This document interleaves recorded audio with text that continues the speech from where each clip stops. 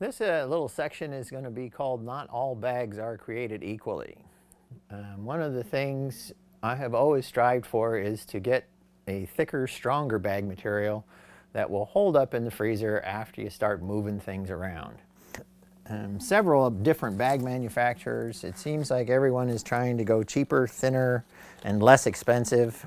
And while it is true that vacuum bags for this style of machine are not inexpensive, the less money that you spend on the bag is not necessarily saving you money. If you can only use a bag material once because it gets punctured or it's too thin or it tears easily, are you ahead or behind?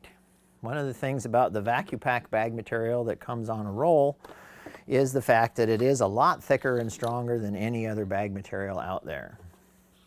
One of the ways that you can test this is to take a piece of bag material and just cut it off from the main roll and then compare it to the other bag materials. Of course, you can usually feel the difference in some of the bag materials, but this is really an acid sort of test. The more nylon in the structure of the bag, the harder it is to tear. This bag material doesn't have very much nylon in it. It's pretty thin. It's going to puncture. This bag material is another one that's out there. If you put a tear in it, it also tears quite simply and easily. And this bag material is another bag material that's out there.